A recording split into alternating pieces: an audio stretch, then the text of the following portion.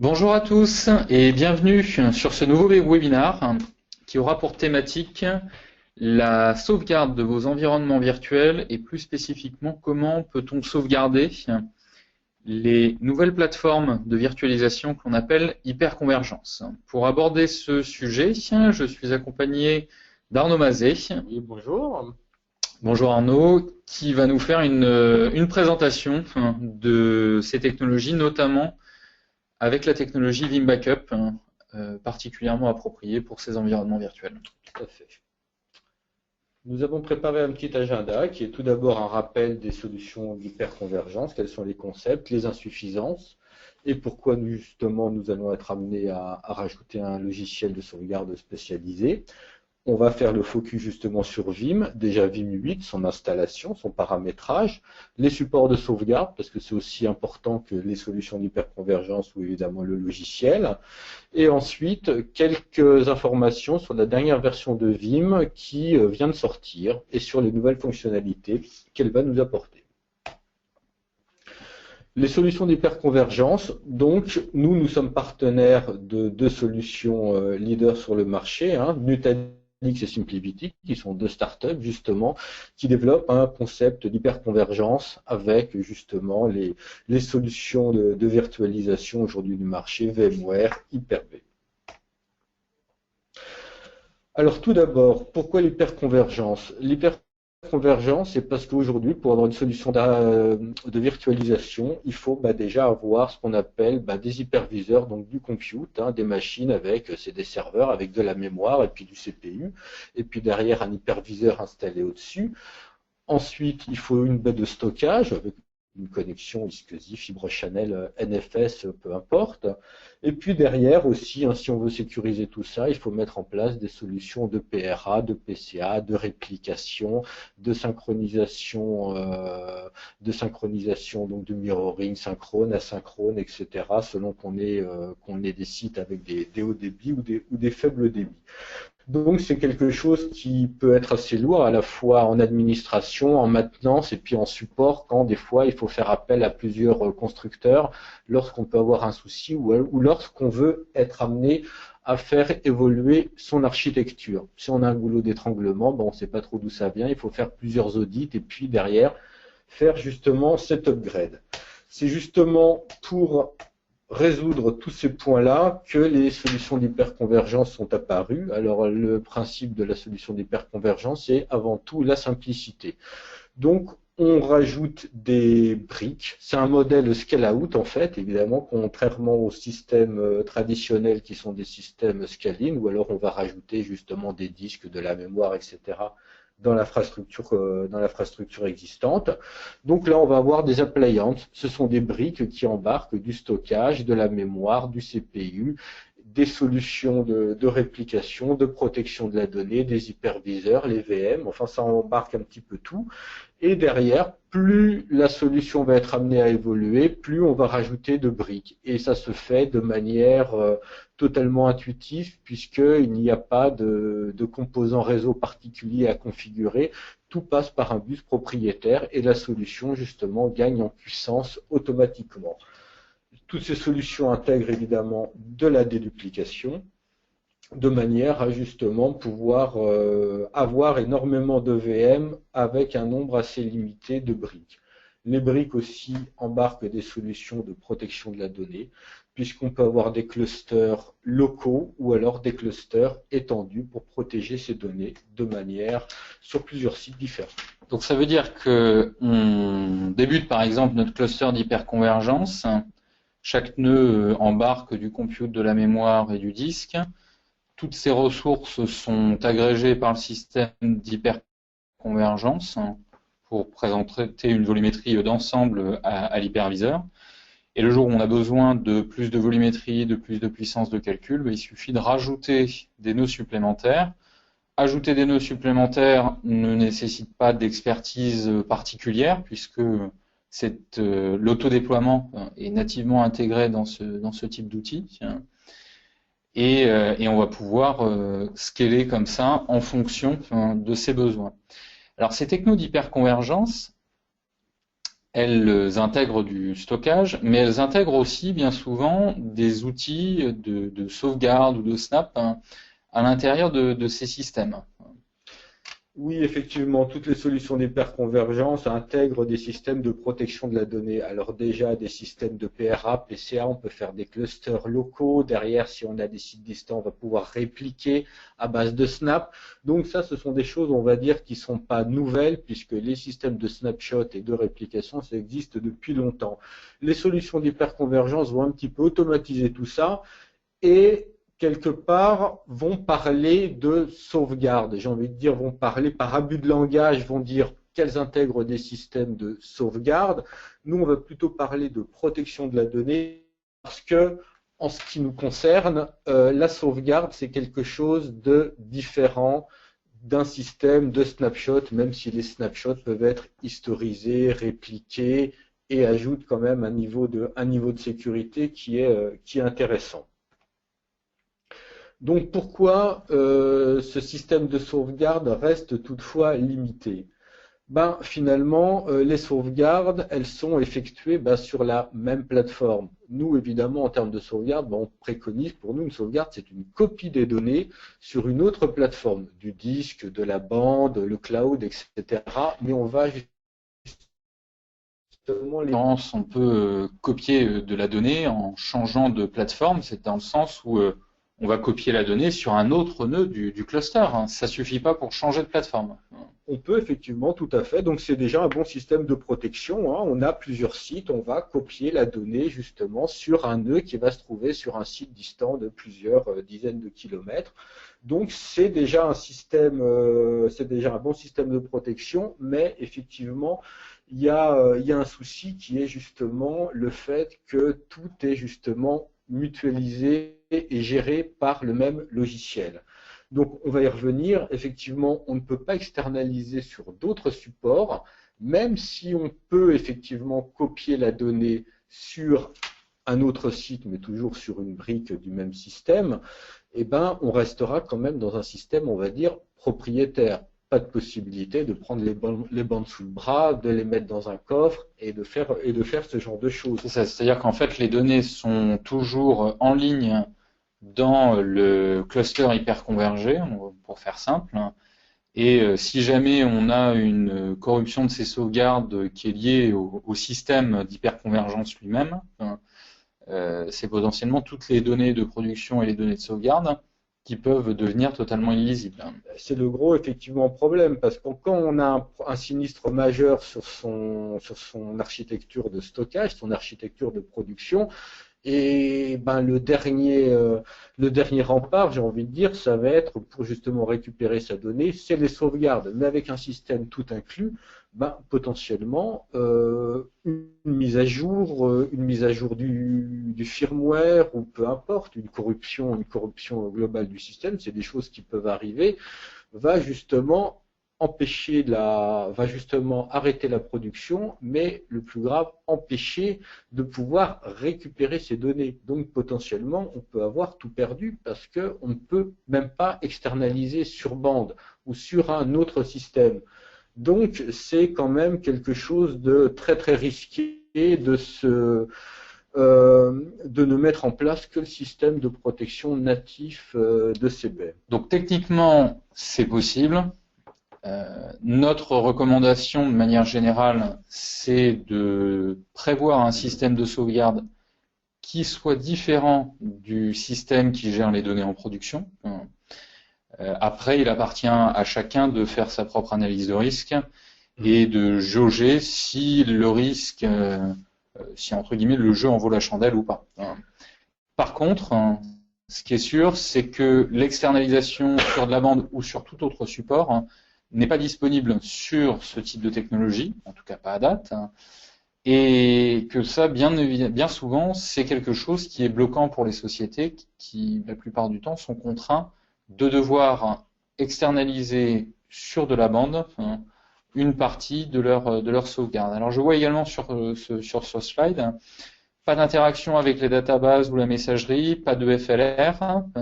Est-ce que tu peux nous traduire un petit peu à quoi ça correspond, ça? Alors, pas de FLR, c'est quelque chose qui commence effectivement à apparaître sur les solutions d'hyperconvergence. Quand on dit FLR, c'est File Level Restore, c'est le fait de pouvoir restaurer effectivement un fichier dans une VM, que ce soit de Windows ou des Linux. Parce qu'aujourd'hui, en fait, si on veut faire un restore, c'est la VM au total, en fait, au global, que l'on va restaurer.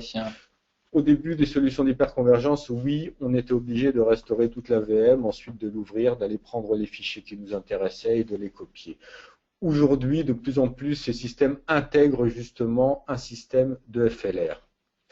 Après, on va avoir au niveau de tout ce qui va être en revanche applicatif pour restaurer un mail, pour restaurer un élément Active Directory, SharePoint, etc. Ça, ce sont des choses qui peut-être on peut imaginer qui vont venir. Mais aujourd'hui, c'est pas encore le cas. Et après tout, ce n'est pas tellement dans l'ADN des solutions d'hyperconvergence. Ça, c'est effectivement notre point de vue, d'aller jusqu'à ce niveau.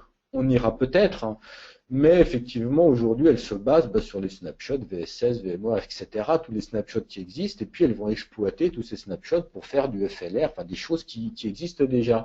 Aller au niveau de l'applicatif, aller sauvegarder une base Oracle, aller tronquer les logs, à faire toutes ces choses-là, ça demande effectivement d'autres développements. Est-ce que l'hyperconvergence ira vers ça? Je ne sais pas, mais la plupart des administrateurs de bases de données ou autres voudront effectivement que leurs applications soient sauvegardées dans un état, dans les règles de l'art, on va dire. On va vous parler justement de... Donc, juste pour conclure par rapport à ça, les limites qu'il est important de garder à l'esprit, c'est les outils de backup proposés dans les différents systèmes d'hyperconvergence, c'est des systèmes qui vont rester, des systèmes de sauvegarde qui vont rester au sein du cluster hyperconvergé ou des clusters hyperconvergés. Deuxième autre limite, pas de possibilité de sortir, d'externaliser les sauvegardes. Et ensuite, la troisième limite, c'est à date un manque d'interopérabilité avec la partie file system et également avec la partie application. La partie file system, il y en a un petit peu, application, pas encore, mais tout ça pour dire que de toute manière, les solutions effectivement de protection de la donnée sont quand même à utiliser. C'est des systèmes qui fonctionnent avec de la déduplication, etc. Donc voilà, ça fait un niveau supplémentaire de protection de la donnée qui ne permet pas de tout faire, mais on ne dit pas qu'il ne faut pas les utiliser. Ça permet en premier lieu, vous avez un souci, vous allez les utiliser. Mais derrière, on a d'autres outils qui permettent d'aller beaucoup plus loin et puis répondre globalement à vos besoins de protection de la donnée. Alors, on va vous parler justement de Vim. Alors Vim, c'est un produit qui permet de sauvegarder et de répliquer. Ce n'est pas qu'un outil en fait de sauvegarde, puisque c'est à la fois un outil de réplication. C'est un outil qui marche aussi un petit peu sur, on va dire, les plates-bandes de SRM, puisque ça permet de pouvoir redémarrer un environnement dans ce qu'on va appeler un bac à sable, un environnement, un lab de test, en changeant les adresses IP, etc. Donc c'est un produit assez complet qui incorpore plusieurs systèmes de protection de la donnée. Donc on va dire backup et réplication sur un autre site. C'est composé d'un serveur de backup, virtuel ou physique. Si on veut externaliser sur bande, ça sera physique. Ce qu'on appelle un backup proxy, alors un backup proxy, ça va être un module, c'est un service qui va gérer la partie compression et déduplication. Tous les backups vont passer justement par ce module, qui est inclus par défaut dans le serveur de backup. Mais on peut en installer plusieurs pour justement partager les flux. Et le backup repository, alors c'est tout simplement l'espace de stockage dans lequel on va stocker les backups du disque local, du NFS ou d'autres systèmes d'appliance avec des duplications de la donnée. L'avantage justement du système de Vim, c'est que vous allez pouvoir restaurer une VM entière, vous allez pouvoir restaurer au niveau FLR, ce qu'on appelle donc vraiment au niveau fichier, toutes les sauvegardes qui ont pu être faites sur des VM Windows ou alors des VM Linux. Point important, ça fonctionne aussi bien avec VMware et Hyper-V. Donc on va parler effectivement beaucoup de VM. Des tests qu'on vous montrera tout à l'heure, c'est fait sur VMware, mais toutes les fonctionnalités qu'on a sur VMware, on les a également sur Hyper-V. Et surtout, la partie la plus intéressante, une des parties les plus intéressantes du produit, c'est au niveau applicatif. Au niveau applicatif, donc c'est un produit qui va permettre de restaurer un mail, qui va permettre de restaurer un objet Active Directory, de la même manière aller au niveau de SQL Server, de SharePoint, et dans la future version, on en parlera tout à l'heure, pourra même gérer justement la partie Oracle. Donc, comment effectivement va fonctionner le produit? Donc, on va justement pouvoir sauvegarder sur du disque local, sur une appliance tierce, et on va justement pouvoir ensuite exécuter même une VM sans avoir besoin de la restaurer. Si on a besoin, par exemple, en cas de désastre, redémarrer très rapidement une VM, mais qu'on n'a rien justement pour pouvoir la restaurer. C'est ce qu'on va appeler justement le vPower avec NFS, puisqu'on fera un montage NFS au niveau de ses hyperviseurs. Pas d'agent à déployer. On en reparlera un petit peu tout à l'heure, parce qu'effectivement, on ne déploie pas d'agent, on n'a pas d'agent à maintenir sur toutes les VM, y compris sur celles pour lesquelles on aura besoin de faire une restauration granulaire, Exchange, etc., dont on vient de parler. Même donc, pour Exchange AD ou SQL Server, par exemple, on n'a pas du tout besoin d'agent. Non, ni AD, alors, ni Oracle, on n'a pas besoin d'agent, oui et non, dans la mesure où un agent, dans le jargon on va dire de tous les outils de sauvegarde, c'est un petit produit qu'on va installer au niveau du client, donc du serveur, et qui va interagir avec le serveur de backup pour justement envoyer le flux de données vers un device, du disque, de la bande, etc. Donc Vim dit, bah oui, nous effectivement, vous n'avez aucun agent à installer, à maintenir, à mettre à jour au niveau du serveur, ce qui est tout à fait vrai. Mais derrière, vous allez me dire, bah oui, mais quand on rentre au niveau applicatif et puis que derrière, au niveau d'une base de données, on doit faire un freeze, on doit flusher les logs, on doit justement créer des logs temporaires parce que pour continuer à ce que la base fonctionne pendant sa sauvegarde, il faut bien que quelque chose aille plus loin et aille interagir avec l'applicatif. Bah, Vim, justement, va pousser justement une sorte d'agent-like en mémoire sur le client pour ensuite assurer cette partie applicative. Agent qui, on va dire, qui sera totalement désinstallé par la suite et sera totalement invisible. Donc, pas d'agent, on va dire, à installer. Le système, lors de la sauvegarde, va pousser une intelligence au niveau du serveur qui va justement faire tous ces traitements, mais derrière, il n'y en aura aucune trace au niveau du serveur. Et souvent, c'est quelque chose que les administrateurs de bases de données, Exchange ou autres, aiment bien se dire, moins ils ont de choses qui viennent de l'extérieur qui est installé sur les serveurs pour lesquels ils ont la responsabilité, mieux c'est. Au moins, on est sûr que quand on fait le backup, on a la bonne version d'agent qui souhaite exécuter.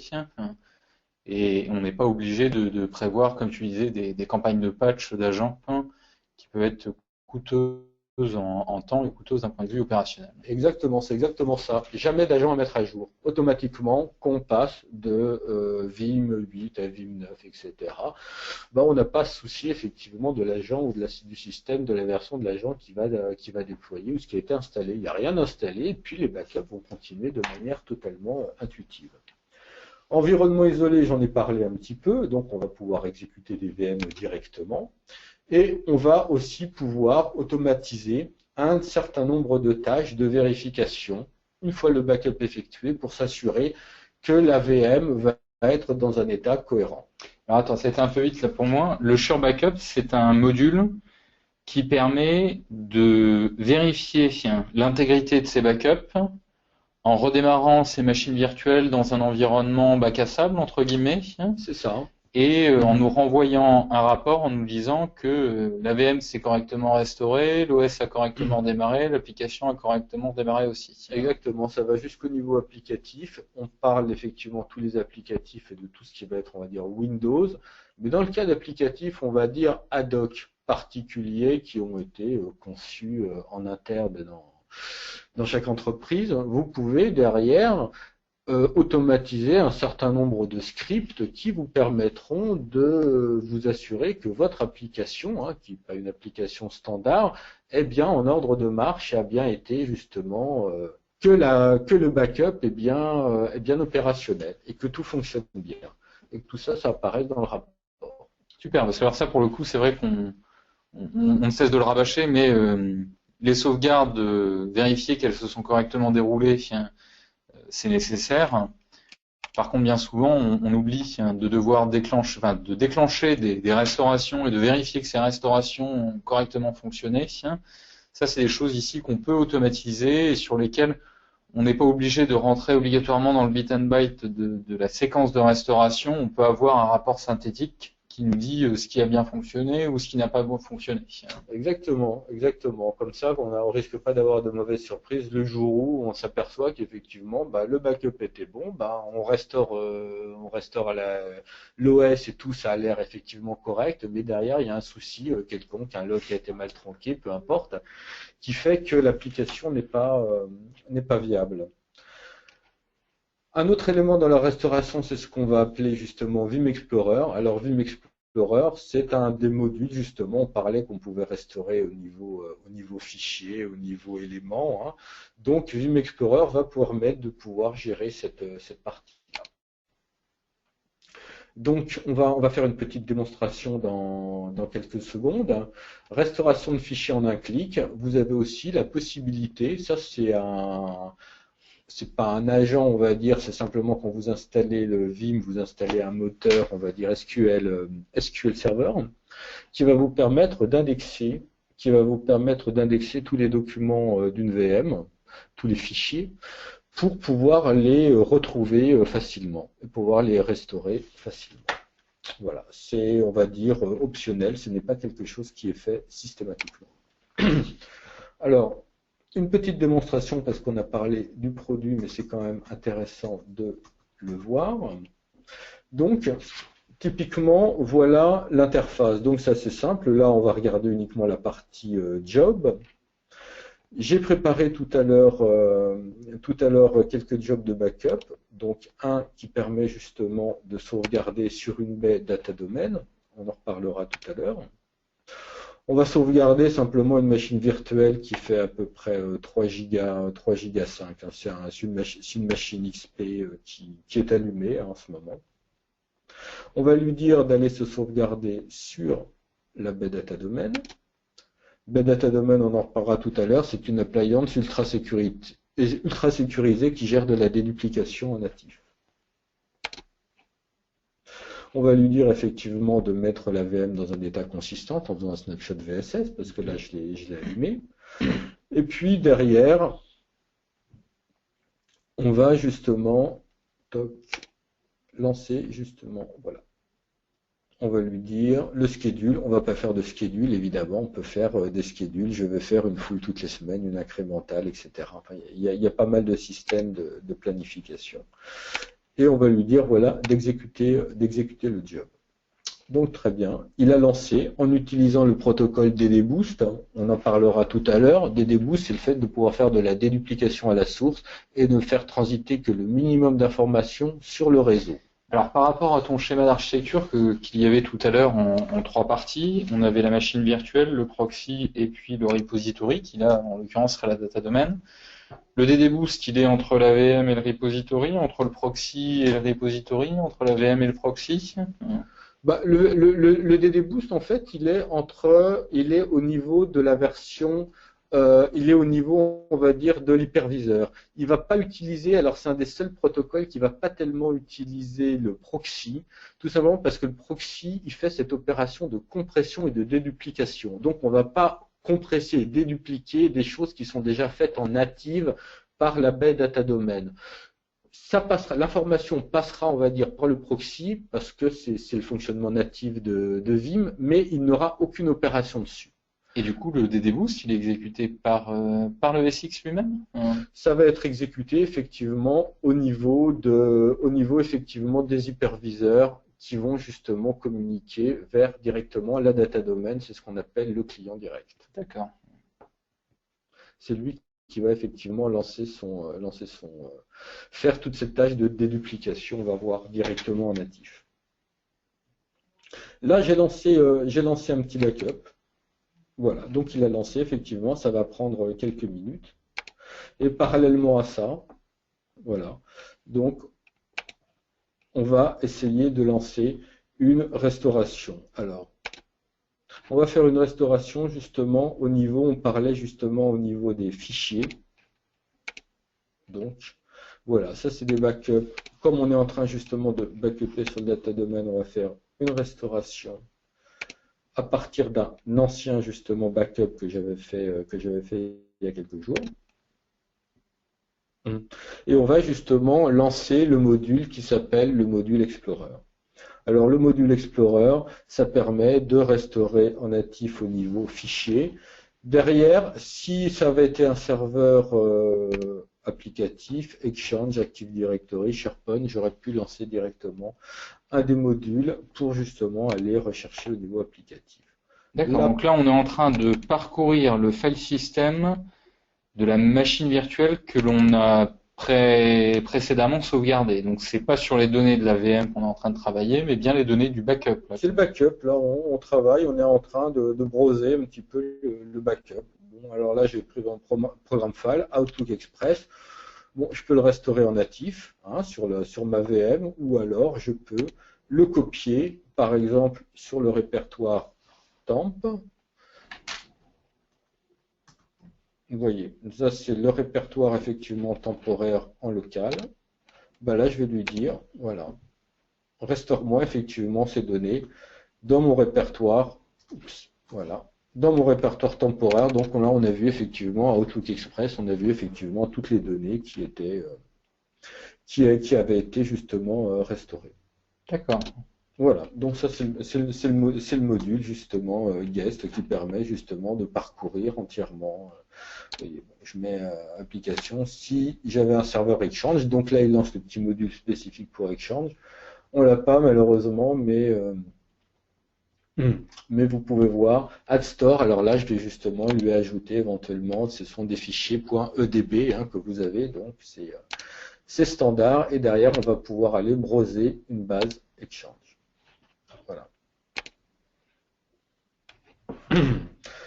Donc, voilà, donc vous voyez dans ce qui est en train de s'exécuter, donc toute la partie guest a disparu, et puis on est en train justement de lancer notre sauvegarde qui va justement durer encore à peu près 3 à 4 minutes, quelque chose comme ça. Ok. Voilà pour la restauration. Quelques slides sur l'installation. Alors, pour voir justement l'intérêt du produit, c'est que vous pouvez télécharger des versions d'évaluation et l'installer très facilement. Donc, j'ai pris des photos d'écran de chaque étape. Pour pouvoir l'installer, il faut justement qu'il y ait le framework.net qui soit installé. Si vous ne l'avez pas, il va vous l'installer automatiquement. Derrière, bah, vous acceptez, vous insérez justement la licence. Vous avez les menus classiques, qu'est-ce que je veux installer. Alors le deuxième point, Vim Backup Catalog, c'est ce qu'on a vu tout à l'heure, c'est le fait de pouvoir indexer un file system. Ce n'est pas obligatoire. Derrière, lorsque je vais vouloir l'installer, ben, il va me dire voilà, il manque tel document, tel applicatif. Alors là, moi, j'avais choisi d'installer justement le Vim Backup Catalog et puis il m'a dit ben, il n'y a pas le SQL Server, donc est-ce que je peux installer le runtime? Oui, donc il va m'installer les éléments justement qui vont bien. Il me l'a fait automatiquement. Ouais, tout est fait quand même bien pour simplifier la vie de l'administrateur, que ce soit d'un point de vue opérationnel, mais ici aussi d'un point de vue installation. On est sur quelque chose de simple. Une installation de Vim, alors sans rentrer dans les paramétrages un peu avancés, la configuration de la politique de sécurité intégrale, mais il faut compter combien de temps pour dérouler ce script d'install et pouvoir commencer les premières sauvegardes? Bon, il faut compter à peu près un quart d'heure d'installation, on va dire, Voilà. entre 10 minutes, un quart d'heure d'installation. Donc on est vraiment sur quelque chose de simple à installer, simple à prendre en main. C'est vrai que si aujourd'hui Vim a autant de succès pour les environnements virtuels, c'est aussi pour toutes ces raisons-là. Donc, mon backup, effectivement, est en train de se terminer. Voilà. Donc, effectivement, j'ai fini de le sauvegarder. Ça a été assez rapide. J'avais déjà fait une sauvegarde, donc il y a très très peu de données qui sont justement passées dessus. Voilà. Donc, si je vais par exemple dans Restauration et que je fais Restaurer la VM, on va pouvoir voir que c'était Backup Data Domain. Voilà, j'en ai 4.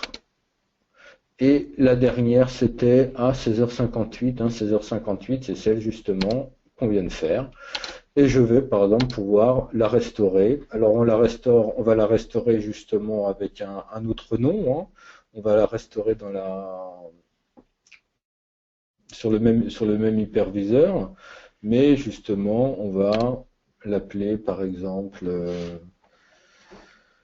non, restore name test, XP1 test.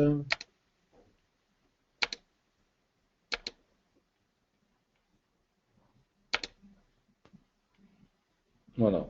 Et on va justement restaurer justement la VM. Donc, pour revenir justement à la présentation, un petit aparté sur le support des sauvegardes. Donc, on a vu avec Vim, on peut très bien sauvegarder sur disque, sur bande. Alors, si on sauvegarde sur bande, il faut déjà faire du disque. Il ne fait pas de la sauvegarde directement sur bande. Il faut qu'il y ait déjà un minimum de tampon disque. Mais il va pouvoir sauvegarder sur du disque classique, sur de la bande ou sur des appliances avec des duplications. Donc, quand on choisit un device de sauvegarde, il y a plusieurs points à prendre en compte. Qu'est-ce qu'effectivement on veut prendre? Est-ce que ça va être la sécurité, la rapidité, la possibilité d'externaliser les bandes, l'ouverture du logiciel à plusieurs protocoles?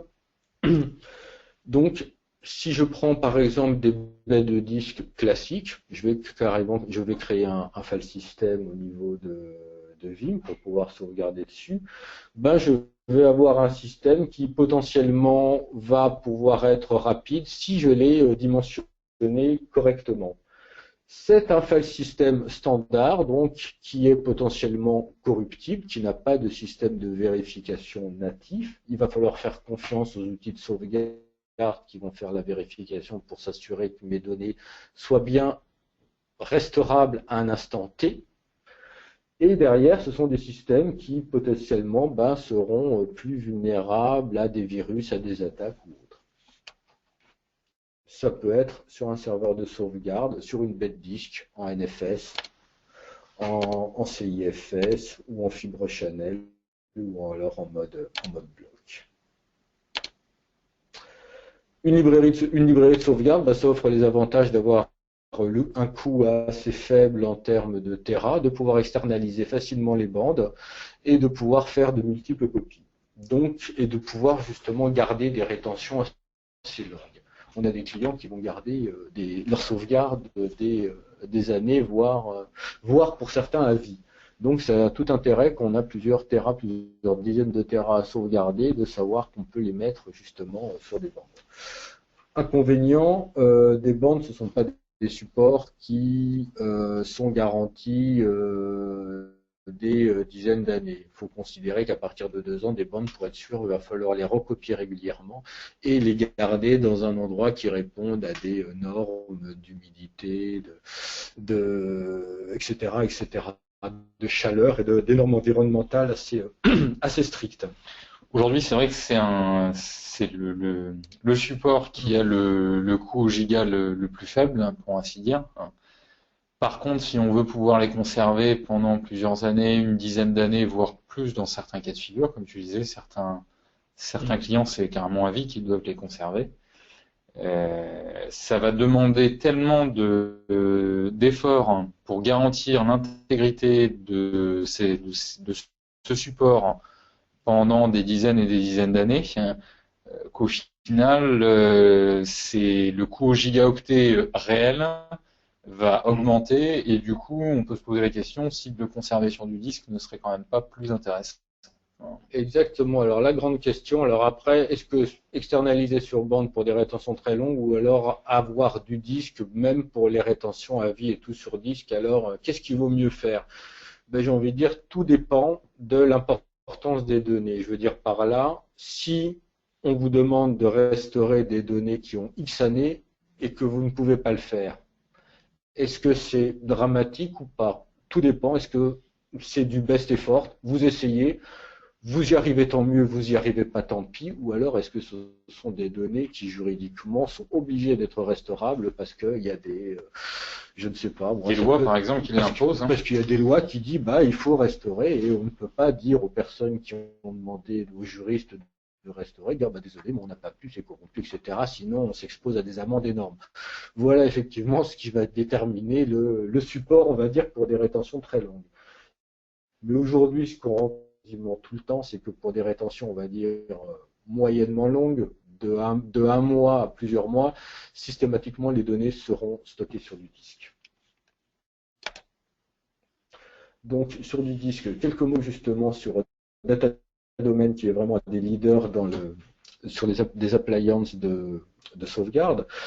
C'est un système qui est totalement ouvert vers toutes les plateformes, quel que soit le logiciel de sauvegarde, quel que soit le mode, que ce soit en mode VTL sur Fibre Channel, en accès réseau, CIFS, NFS, on a parlé de DD Boost. Bref, c'est un système qui permet de stocker, dédupliquer, répliquer les données, et ce, quelle que soit la source. Que vous ayez du mainframe, de la S400, du Vim, du Herman, peu importe le logiciel de sauvegarde, du Networker, du Symantec, etc. Avec du Datadomain, vous pouvez avoir cette appliance commune à plusieurs. On a un client qui a du mainframe, de la S400, du monde open et différentes choses, et à qui on a proposé, on dit voilà, le Datadomain, ça peut être votre réceptacle pour toutes vos sauvegardes, et derrière, vous avez la réplication native qui permettra d'envoyer sur le réseau que le delta des données modifiées pour pouvoir sécuriser les données sur un autre site, sur des liens IP, par exemple.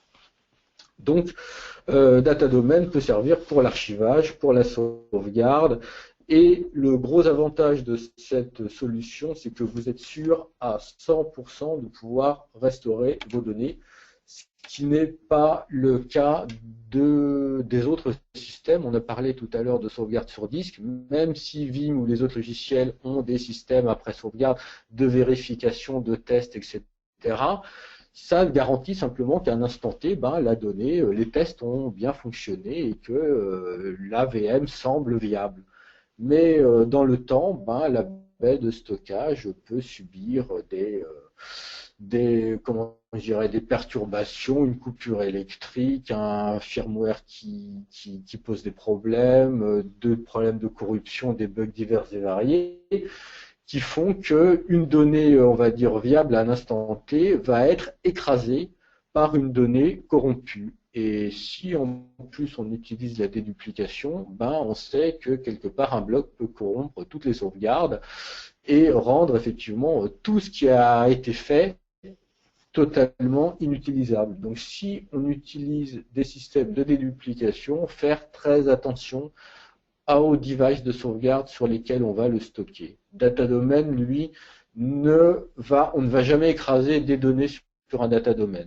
Si vous allez écrire des nouvelles données, il va le mettre dans des endroits libres, il va tout loguer à la manière un petit peu de base de données, il va tout compartimenter de manière à ce que vous soyez sûr de pouvoir éventuellement revenir en arrière s'il y avait un problème de corruption, parce que le système va s'auto-vérifier.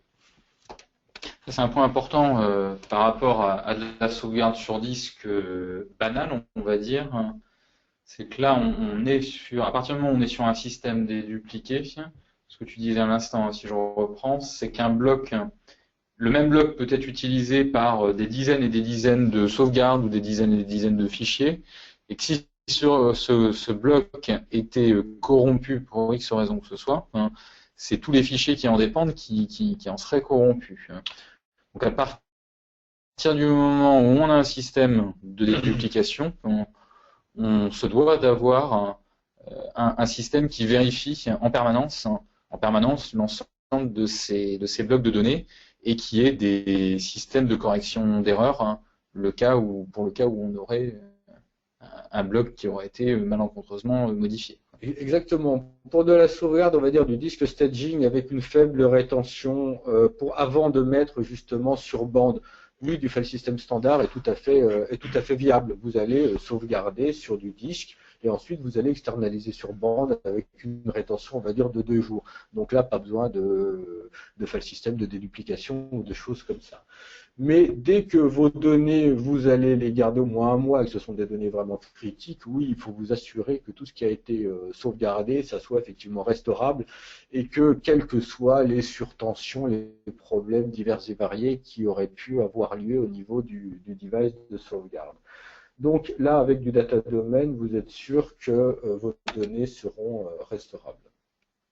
Donc multi-protocole, là sur le slide on en a parlé tout à l'heure, vous pouvez faire un copier-coller, des administrateurs Oracle peuvent très bien pousser eux-mêmes leur sauvegarde Herman dessus en utilisant des dboost, NFS ou autres. Certains administrateurs peuvent aussi protéger leur machine virtuelle en les copiant en NFS, vous pouvez copier en CIFS, accès VTL aussi en émulant des robotiques et puis des lecteurs et des bandes. Donc multiprotocole et tout ça peut effectivement fonctionner en même temps. Donc c'est effectivement le système qui est, on va dire, le plus fiable aujourd'hui pour la protection des données. Voilà. Alors un petit mot, ce sont des systèmes qui sont en RAID 6 avec disque de spare, donc RAID 6 double parité. Là, vous voyez effectivement la gamme. Donc des gammes qui sont, si je prends par exemple le DD 2500 qui est une gamme évolutive qui commence effectivement à partir de 10 Tera, on va dire, utile jusqu'à plus de 133 Tera utile.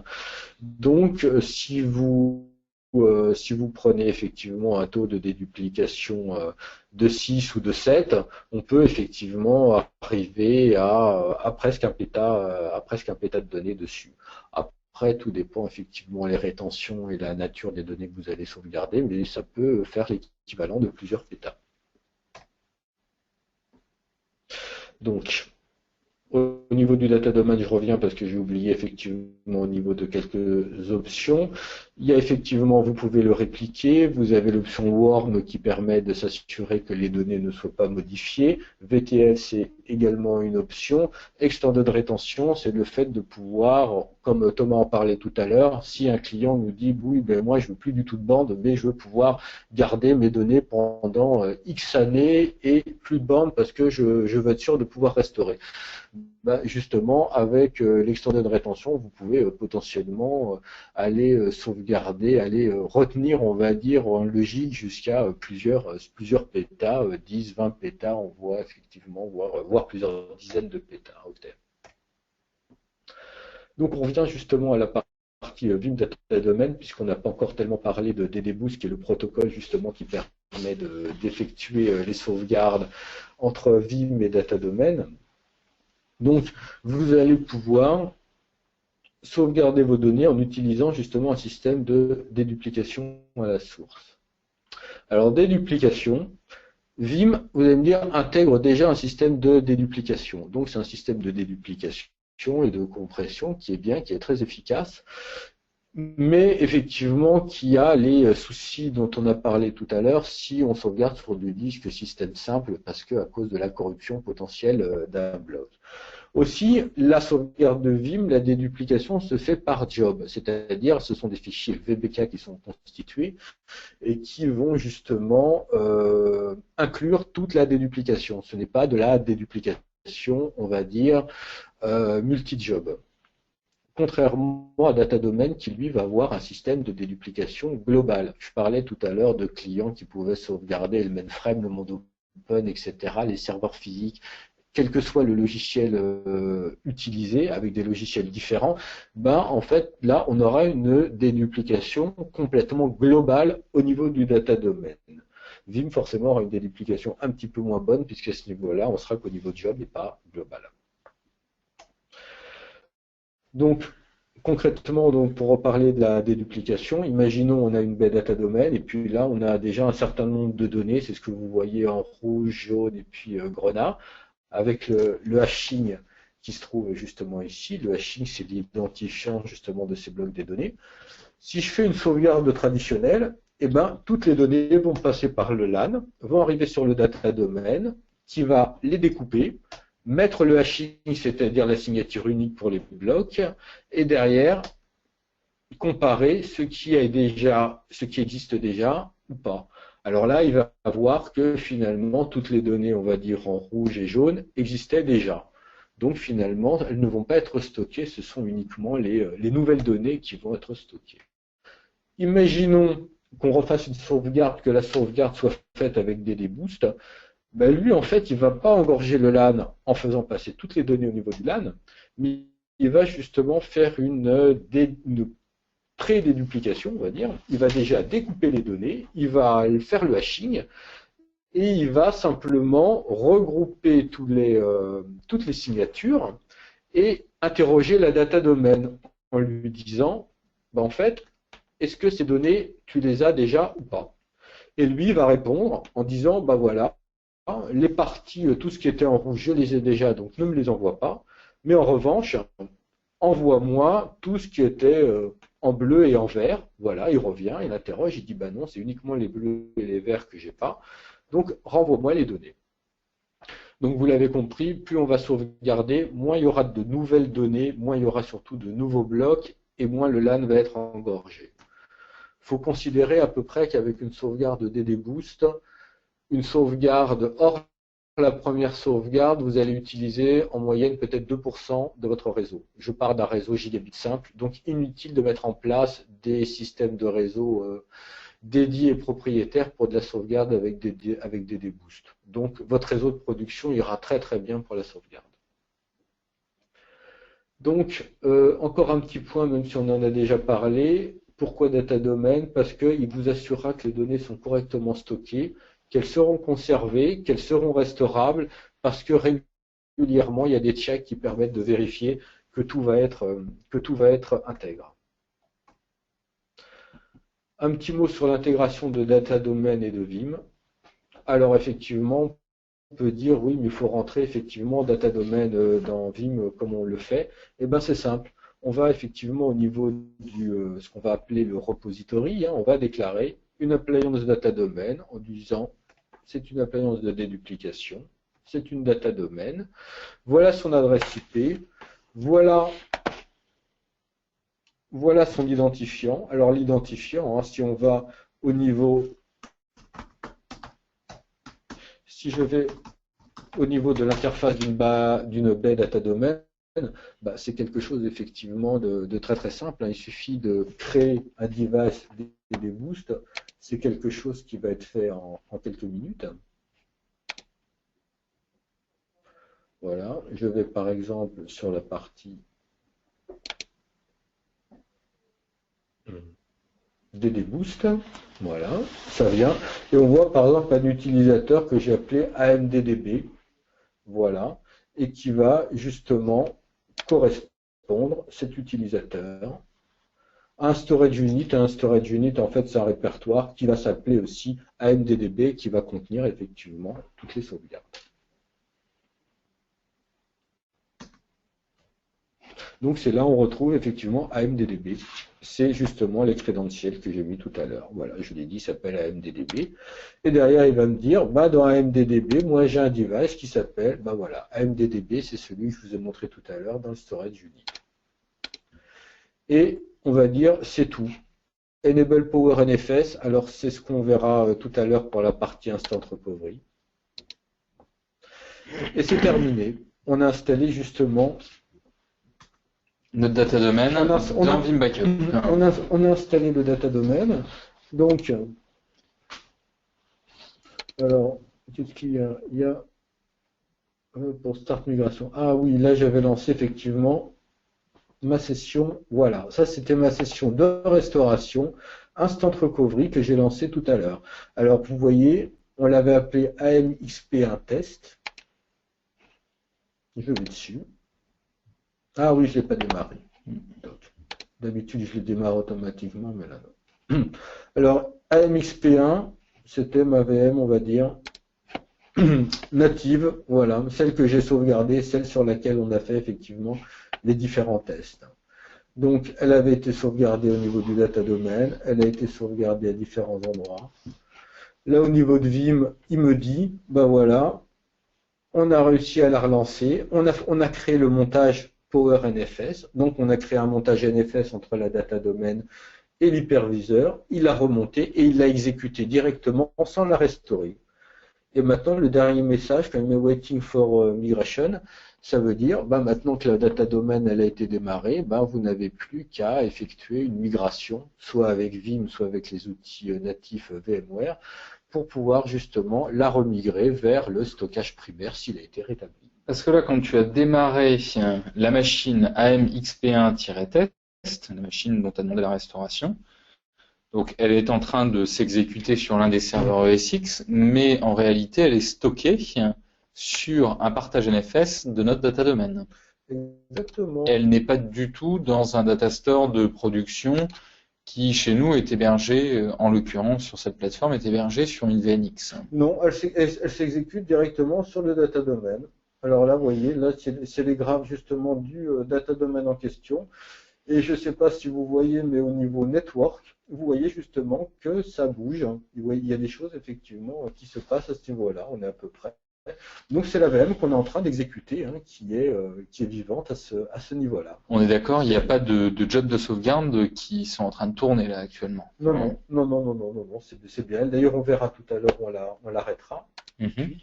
Voilà, tout à fait. Alors, donc ma VM que j'ai appelée XP1 test.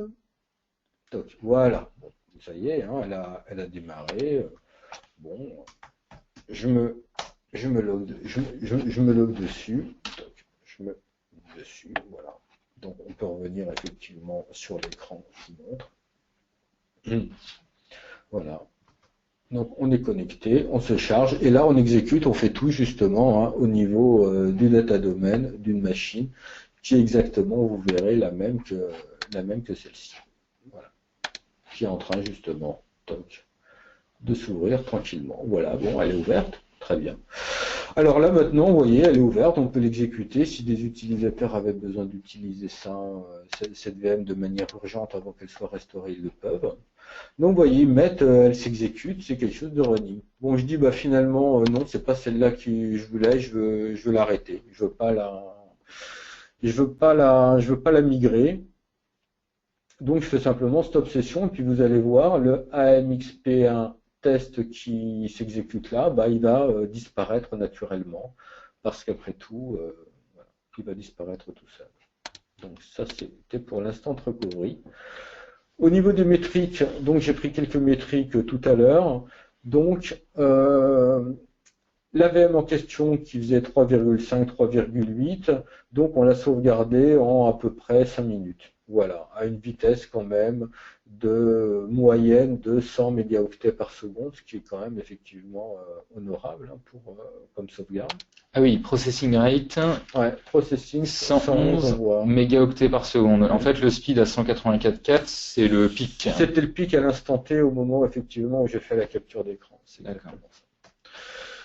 Bon, alors là, effectivement, j'ai été un petit peu joueur puisque j'ai testé, parce qu'on montre toujours les cas qui marchent le mieux. Donc, j'ai créé sur une VM 1 million de fichiers incompressibles pour un total d'1,5 Tera. Alors, vous allez me dire, voilà, on utilise des appliances de déduplication. Eh ben, j'ai créé quand même des choses incompressibles parce qu'après tout, certains clients, bah, ils ont aussi des données multimédia, des choses comme ça. Enfin, autant montrer effectivement, faire les tests, puisque ce sont des tests avec les cas les pires. Donc, on voit effectivement les taux avec des déboosts qui peuvent monter. Là, on voyait à 120, 140 mégaoctets par seconde. Hein. Là, on prend en compte évidemment la déduplication. Et on a quand même sauvegardé 1,5 Tera et donc 1 million, donc incompressible, donc c'est important, en 5 heures. Un taux de 100 mégaoctets aussi par seconde. 1 million de fichiers, 1 Tera 5. Ouais, parce que c'est important de voir effectivement le nombre de fichiers. Non compressible, donc les bénéfices de la déduplication sur ce type de fichier sont... Bah là, on ne gagne pas effectivement en termes de stockage. Hein. Voilà, c'est comment les bénéfices vont être minimes sur cette sauvegarde-là. Après, ça n'empêchera qu'à l'intérieur de cette sauvegarde, si on reprend cette même sauvegarde une semaine plus tard, on aura les bénéfices de la déduplication, mais sur ce flux de sauvegarde... Ah bah si les données n'ont pas été modifiées, évidemment. Là, j'avais déjà effectivement des jeux qui reprenaient des données qui étaient déjà dessus, mais ça montre effectivement qu'on atteignait même, vous voyez, speed au pic, là on était à 433, ouais. Une partie des données effectivement était déjà dessus au moment où on l'a fait. Mais sinon, on obtient des taux effectivement, des taux assez intéressants. La seule différence, on va dire, si les données n'avaient pas été présentes directement au niveau de la data domaine, on n'aurait pas mis tellement plus longtemps, mais simplement le goulot d'étranglement, le réseau aurait été bien plus engorgé. Voilà. Donc, alors, je vais revenir juste un petit point sur ma démo, où on voit que, vous voyez, mon XP1 test, il a disparu. J'ai arrêté la session, donc c'est une session finalement qui a disparu. Et on voit que toc. Il y a eu un pic d'activité en termes de bande passante. Il a fini un pic effectivement, et puis après effectivement, donc effectivement, on est redescendu. Donc là, il se passe peut-être effectivement, donc il se passe effectivement plus grand chose dessus. Voilà. Donc je regarde, il n'y a plus trop d'activité. Alors Vim 9. Quelques informations sur Vim 9, c'est son adhérence au système de snapshot DB, EMC, VNX, VNXE, qui lui permettent justement de ne plus passer par l'hyperviseur, ne plus utiliser les snapshots de l'hyperviseur pour pouvoir justement gérer le flux de sauvegarde. On va gérer en natif les snapshots natifs de la baie, donc c'est beaucoup plus performant puisque la baie a beaucoup plus de puissance que souvent les hyperviseurs où il y a toutes les VM qui tournent. Hein. La baie a beaucoup plus de puissance disponible et ça permet justement d'utiliser ces snapshots à la fois pour la sauvegarde ou également même pour la restauration. On peut très bien dire, ben, je vais faire une restauration et puis comme source, ben, je vais prendre un snapshot parce que je vais vouloir restaurer un mail exchange de mon serveur exchange, mais quelque part, on va dire, Vim, il va juste aller chercher dans le snapshot, mais sans aller chercher de données qui auraient pu être externalisées ou autres.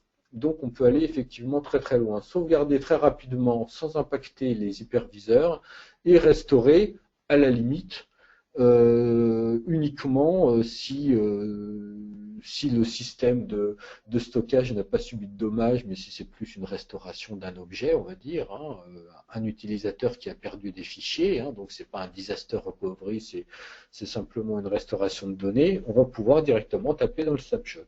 Donc ça, c'est assez intéressant. Et alors, ça n'est pas contradictoire avec ce que l'on s'est dit en début de présentation, où on disait que un outil de sauvegarde, ça nécessitait d'externaliser la donnée, de le ressortir de son stockage primaire.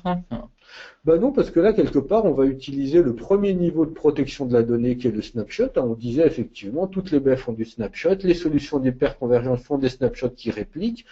Continuez à utiliser ce système pour justement récupérer ces données quand vous le pouvez et quand il s'agit de données où il va manquer justement, où il n'y a pas de système, où il n'y a pas de disaster recovery. Mais là, si la baie est indisponible, parce que c'est une erreur logicielle d'administration où quelqu'un a détruit des RAID group, ou alors il y a eu un problème matériel sur la baie ou autre, là, vous avez... Ça sent le vécu.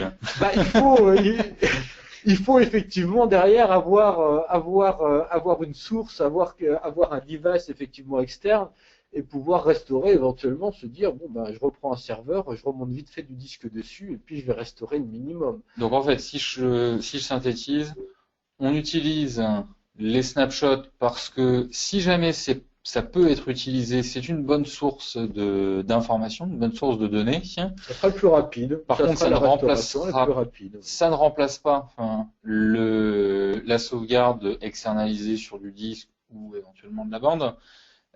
Qui, elle, sera là pour pallier une défaillance totale de son stockage primaire.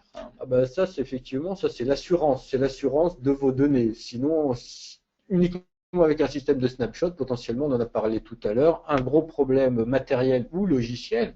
Logiciel, c'est ce qui arrive le plus souvent, vous perdez tout. Quelques points sur Vim 9. Le fait de pouvoir justement faire de la réplication dans le cloud. Aujourd'hui, effectivement, on pouvait simplement faire de la réplication, on va dire, du clonage de backup. Aujourd'hui, la réplication, donc on peut avoir effectivement une sorte de PRA, justement, externalisé dans le cloud. Pour la partie NFS... Est-ce qu'on sait déjà, ou est-ce qu'on a déjà l'information des clouds qui vont être supportés au travers de Vim Cloud Connect, ou est-ce que c'est peut-être encore un peu tôt pour en parler? Je sais qu'il y a je veux pas trop m'avancer, il y a une liste de compatibilité, mais il y a effectivement les plus connus aujourd'hui qui sont directement les Amazon, Azure, toutes ces choses-là qui sont évidemment supportées. Après, avec la partie réplication, je veux pas effectivement m'avancer, mais pour la partie backup, il y en a plein effectivement qui sont déjà. Ah oui, parce qu'il y a deux parties. Il y a la partie backup. Et il y a la partie réplication. La partie réplication, on va dire, c'est le PCA. Voilà, j'ai répliqué, et puis c'est ma partie PCA, je réplique mes données, enfin PCA. PCA, on va dire plus ou moins asynchrone. PRA, on va dire PCA, PRA, tout dépend de la fréquence, on va dire, de la réplication. Mais et puis il y a la partie justement, la partie backup où justement je vais pouvoir mettre mes rétentions longues. Hein. On parlait effectivement de disques ou de bandes. On a des clients qui peuvent dire moi je veux pas de bande, mais mes rétentions qui ont des années et où j'ai très peu de chances d'en avoir besoin, je me fiche si à la limite c'est dans le cloud et si c'est long pour les restaurer parce que des données qui ont plusieurs années, souvent on n'a pas besoin de les restaurer à la minute. Donc voilà. Vim Explorer pour Oracle, alors effectivement on en parlait un petit peu tout à l'heure, avoir la même possibilité que pour SQL Server Exchange, mais là à travers Oracle, en poussant justement cet agent light dans Oracle pour pouvoir gérer la partie des logs et pour pouvoir justement les sauvegarder. Pour ceux qui ont une étape sauvegarde à partir du miroir, on va dire secondaire, hein, sinon on pouvait le faire qu'à partir du snap primaire. Là, vous pouvez dire j'ai une étape primaire, je réplique sur un site secondaire, et c'est à partir du snap mirror du site secondaire que je vais pouvoir faire mes sauvegardes. Encore plus de granularité pour l'Active Directory, pour la restauration justement des GPO et d'enregistrement DNS. SQL Server, on va pouvoir aller jusqu'au niveau de la table maintenant, avec toujours l'Explorer que vous avez vu tout à l'heure. SharePoint aussi permet de restaurer des sites complets, des collections de sites. Et aussi un point effectivement qui est aussi intéressant, c'est que jusqu'aujourd'hui avec Vim, il fallait prendre la main à RDP sur le serveur Vim pour lancer, pour faire le paramétrage. Maintenant, on aura une console autonome comme tous les logiciels de sauvegarde sur le poste de l'administrateur. Un seul pool peut prendre en compte plusieurs bibliothèques physiques. Avant, on avait une bibliothèque avec X lecteurs. Maintenant, si vous avez plusieurs librairies de bandes, on a des clients justement qui avaient plein de librairies de bandes et puis qui vont pouvoir les utiliser dans un pool pour paralléliser les flux.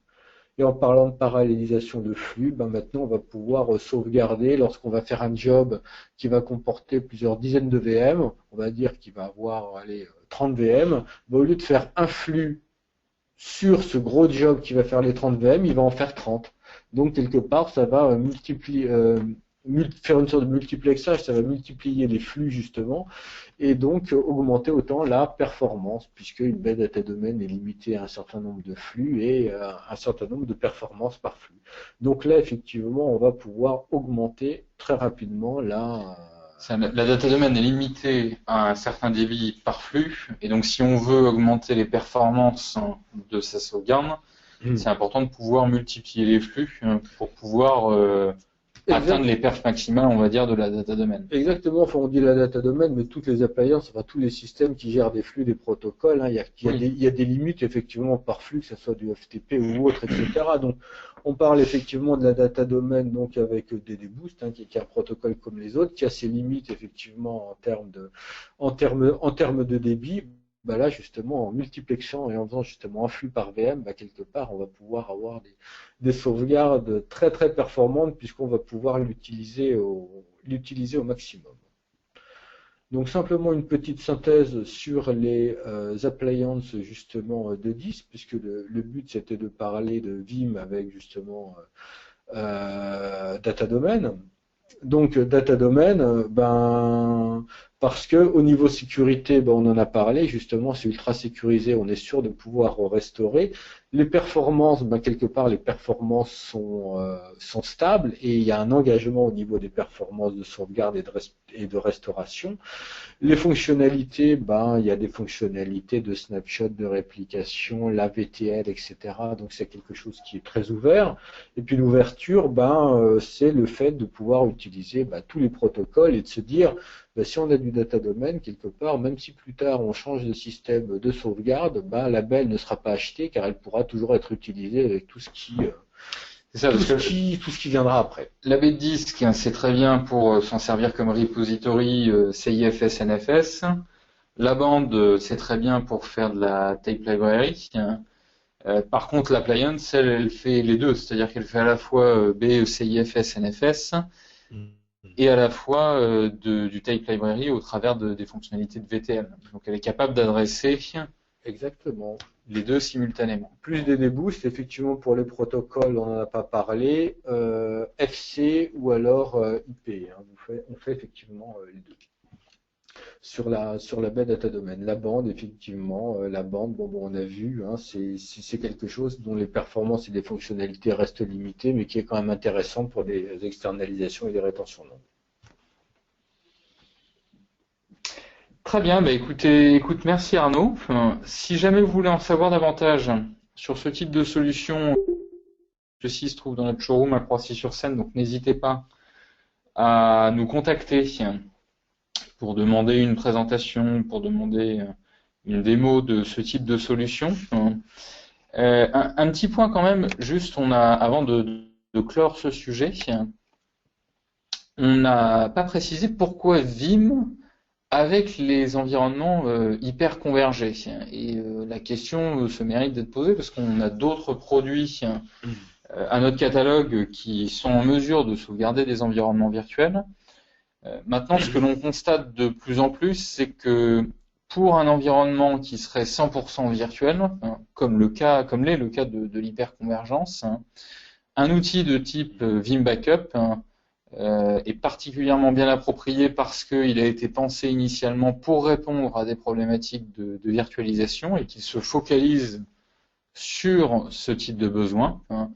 Et donc pour ces projets d'hyperconvergence, c'est vrai que bien souvent on va accompagner le projet d'hyperconvergence avec une technologie type Veeam Backup, hein, pour pouvoir sauvegarder cet environnement virtuel, à moins que les exigences en termes de compatibilité ou que le périmètre à adresser soit plus large, auquel cas on utilisera d'autres technologies qui savent bien gérer aussi les environnements virtuels, mais qui savent aussi prendre en charge d'autres périmètres qui ne seraient pas encore virtualisés. Voilà, merci Arnaud, De rien, merci Thomas. et bonne fin de journée à tous.